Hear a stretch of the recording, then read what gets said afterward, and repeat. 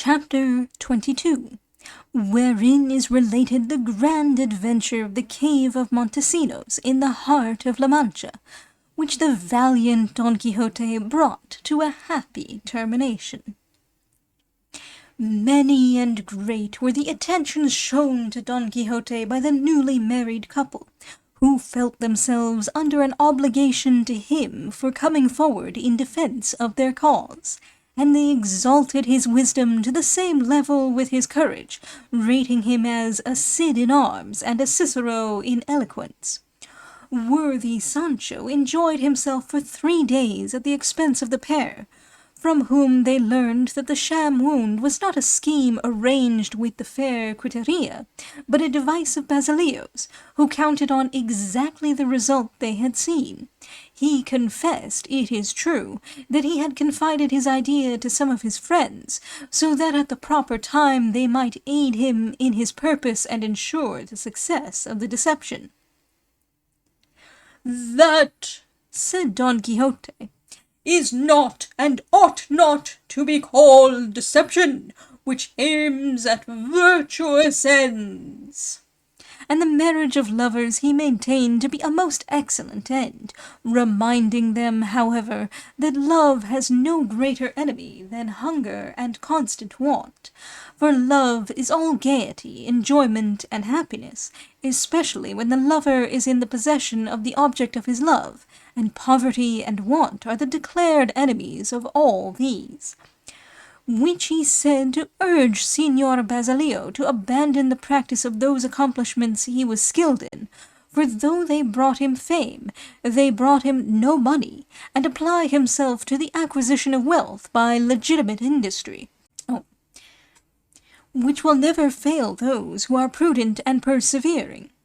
The poor man who is a man of honour, if indeed a poor man can be a man of honour, has a jewel when he has a fair wife, and if she is taken from him, his honour is taken from him and slain. The fair woman who is a woman of honour, and whose husband is poor, deserves to be crowned with the laurels and crowns of victory and triumph.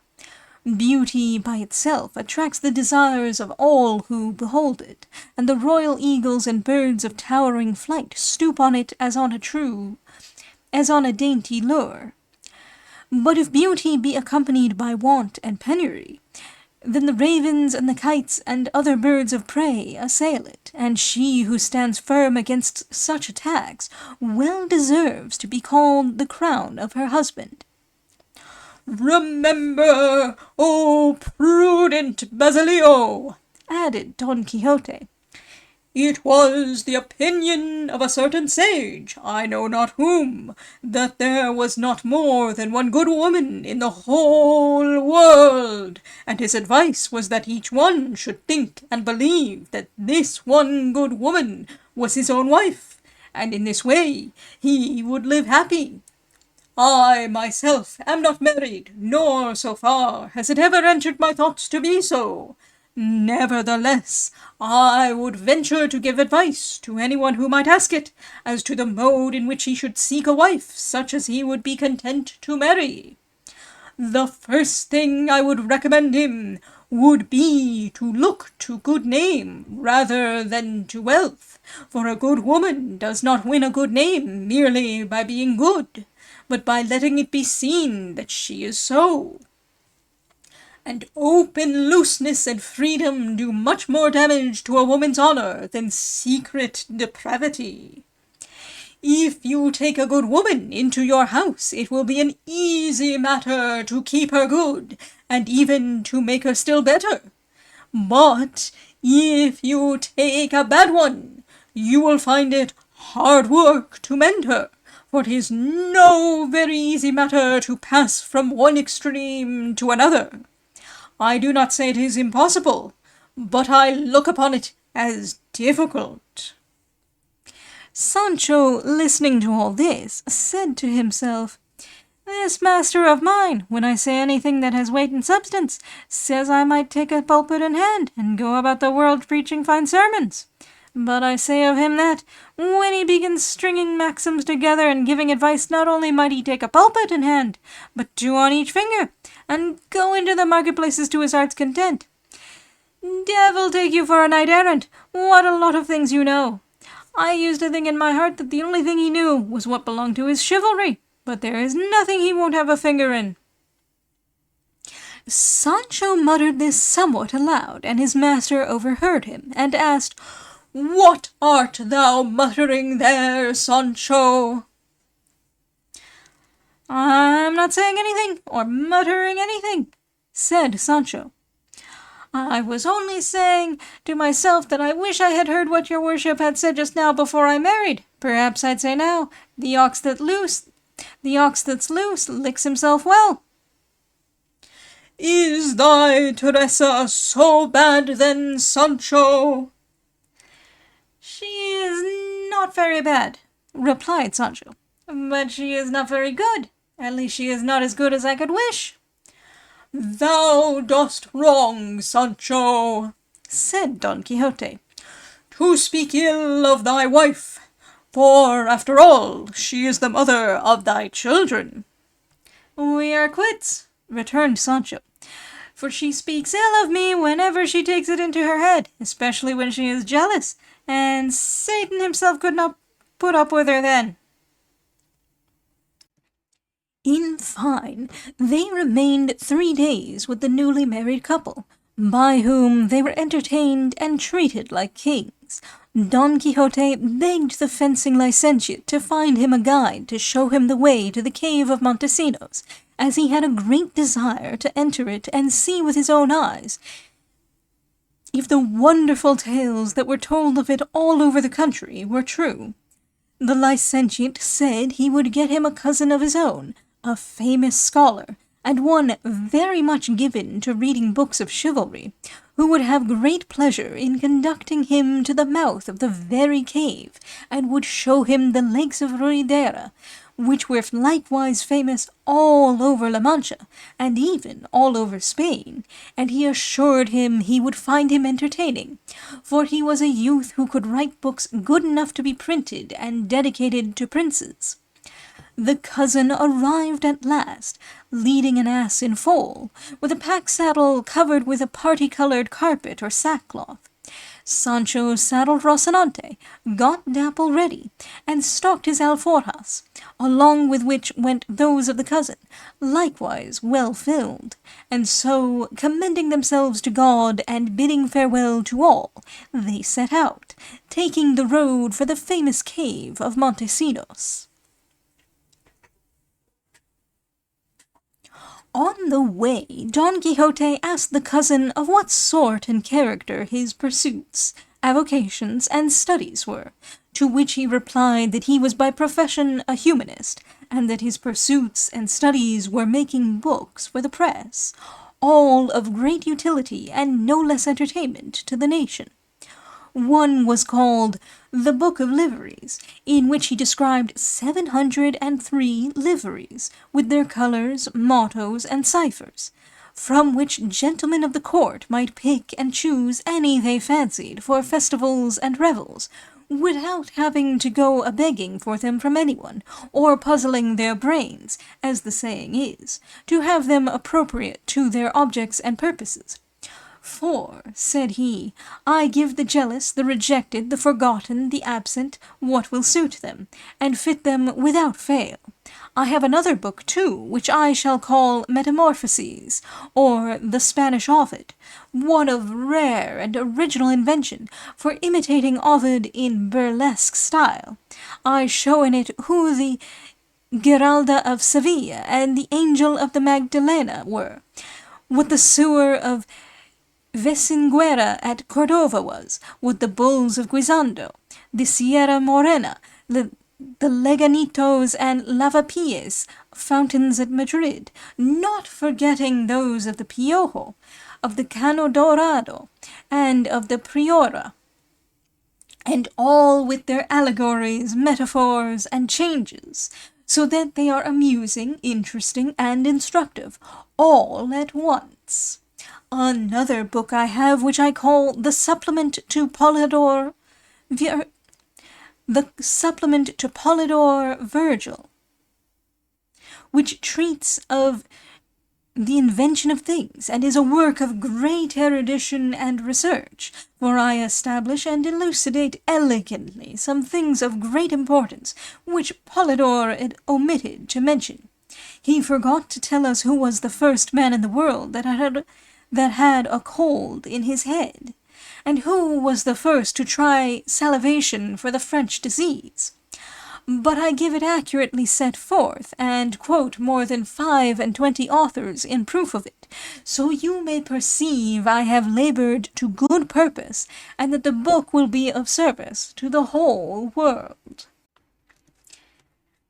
Sancho, who had been very attentive to the cousin's words, said to him, "Tell me, Señor, and God give you luck in printing your books, can you tell me, for of course you know, as you know everything, who was the first man that scratched his head? For to my thinking it must have been our father Adam."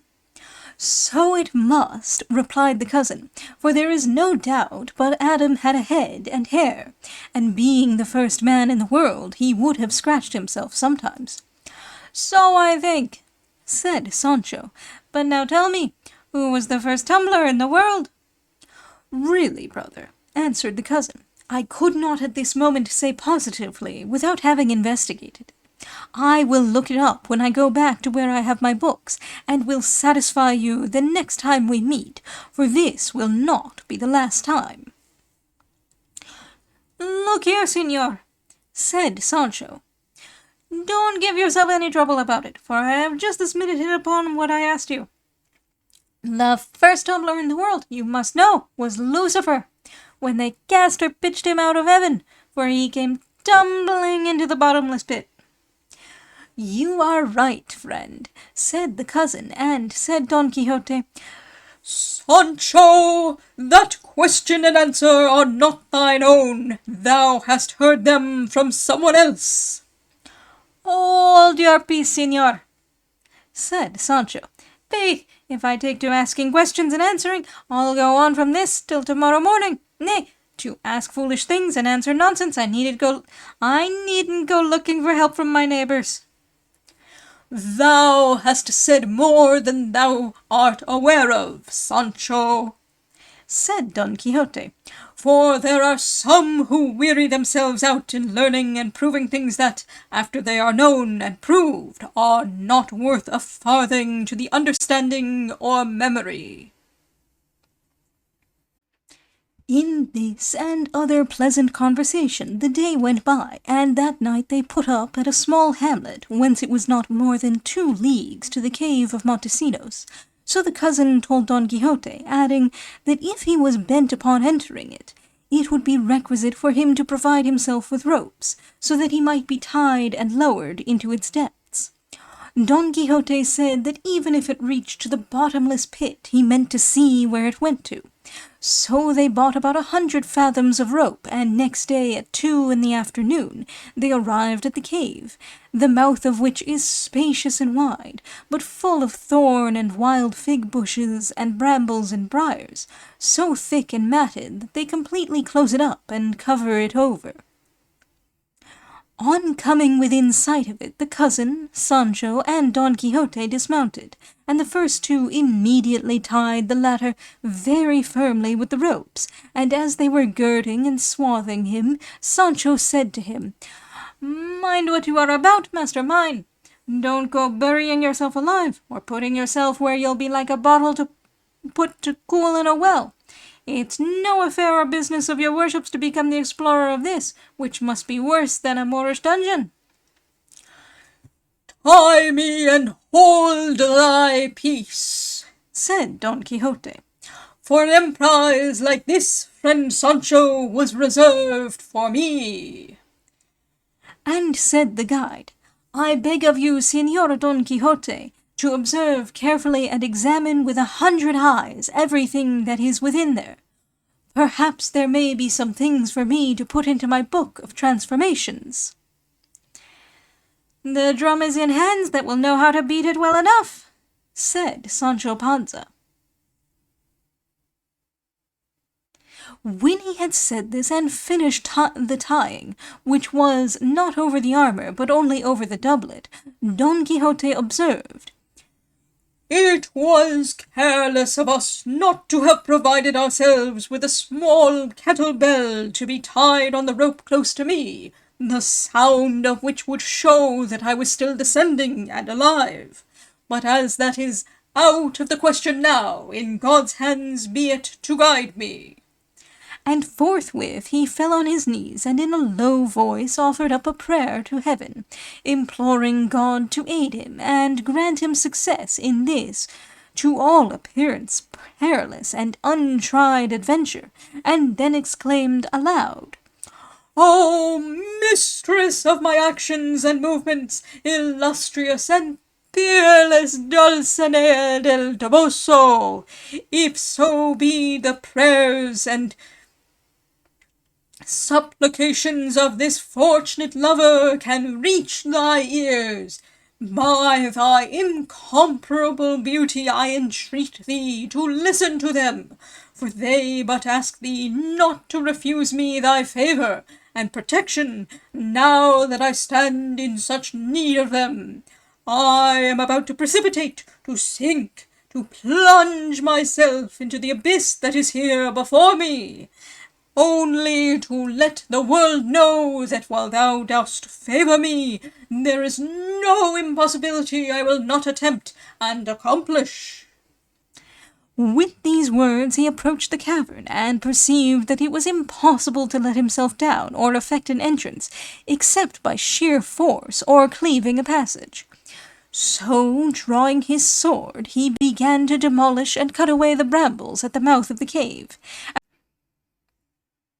at the noise of which a vast multitude of crows and choughs flew out of it so thick and so fast that they knocked Don Quixote down, and if he had been as much of a believer in augury as he was a Catholic Christian, he would have taken it as a bad omen and declined to bury himself in such a place. He got up, however, and as there came no more crows or night birds like the bats that flew out at the same time with the crows, the cousin and Sancho giving him rope, he lowered himself into the depths of the dread cavern. And as he entered it, Sancho sent his blessing after him, making 1,000 crosses over him, and saying, "God and the Peña de Francia and the Trinity of Gaeta guide thee, flower and cream of knights errant. There thou goest, thou daredevil of the earth, heart of steel, arm of brass, once more. God guide thee, and send thee back safe, sound and unhurt, to the light of this world thou art leaving, to bury thyself in the darkness thou art seeking there." And the cousin offered up almost the same prayers and supplications. Don Quixote kept calling to them to give him rope and more rope, and they gave it out little by little, and by the time the calls, which came out of the cave as out of a pipe, ceased to be heard, they had let down the 100 fathoms of rope. They were inclined to pull Don Quixote up again, as they could give him no more rope. However, they waited about half an hour, at the end of which time they began to gather in the rope again with great ease and without feeling any weight, which made them fancy Don Quixote was remaining below. And persuaded that it was so, Sancho wept bitterly and hauled away in great haste in order to settle the question. When, however, they had come to, as it seemed, rather more than 80 fathoms, they felt a weight, at which they were greatly delighted. And at last, at 10 fathoms more, they saw Don Quixote distinctly, and Sancho called out to him, saying, "Welcome back, señor, for we had begun to think you were going to stop there to found a family." But Don Quixote answered not a word, and drawing him out entirely, they perceived he had his eyes shut, and every appearance of being fast asleep.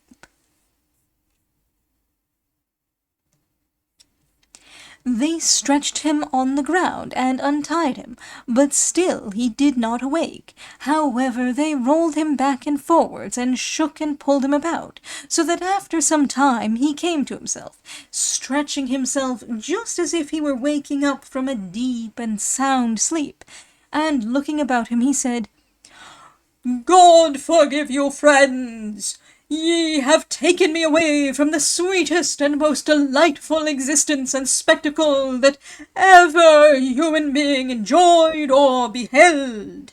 Now indeed do I know that all the pleasures of this life pass away like a shadow and a dream, or fade like the flower of the field.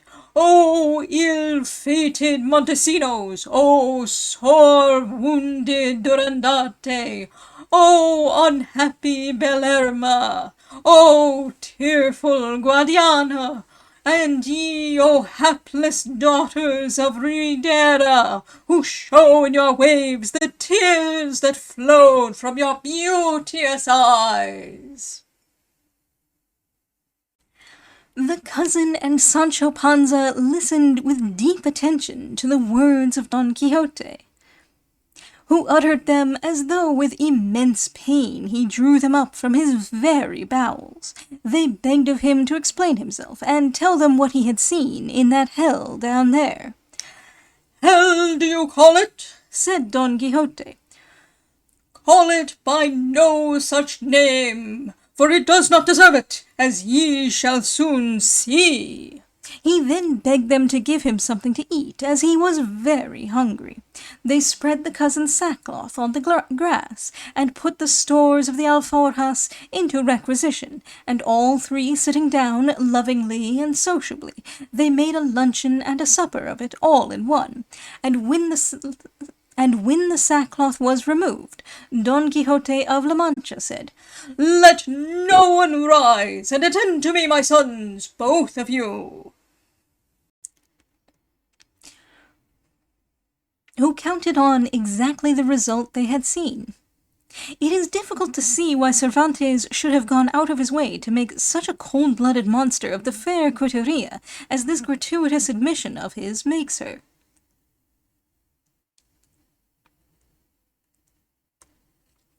The ox that's loose licks himself well. Proverb 27.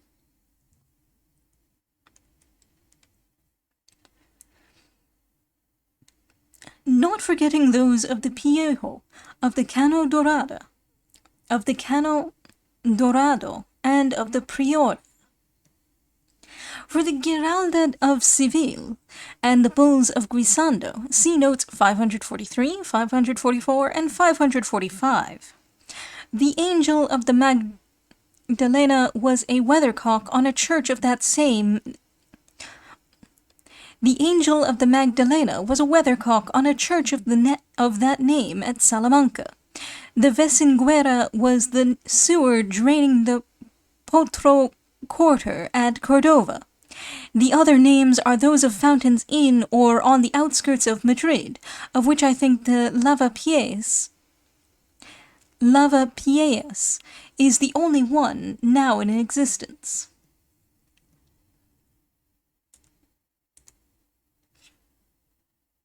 So thick and matted that they completely close it up and cover it over. The hamlet referred to is clearly that of Ruidera, about 5 leagues southeast of Agramacilla, near the Laguna del Rey, the lowest of the chain of lakes from which the waters of the Guadiana flow into the plain of La Mancha. From thence across the hills it is about 2 leagues to the cave of Montesinos, which lies a little to the north of the ruins of the castle of Rocafria. See map. There can be no doubt that Cervantes visited the spot, but he has somewhat exaggerated the dimensions of the cave. The mouth is not more than 8 or 10 feet wide, or the depth more than 50 or 60. Nor is the descent so steep as to make a rope requisite. It is, in all probability, an ancient mine of Roman or possibly Carthaginian origin. The map of the district given in Pellicer's edition of Don Quixote misplaces the cave and several other points, and is entirely misleading.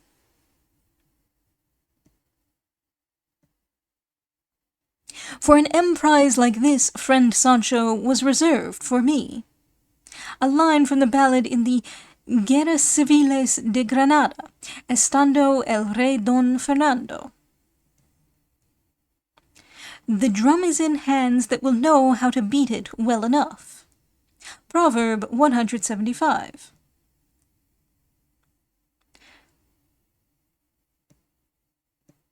God and the Peña de Francia and the Trinity of Gaeta. The Peña de Francia is a mountain near Ciudad Rodrigo, and one of the holy places of Spain in consequence of the discovery of an image of the Virgin there in the 15th century.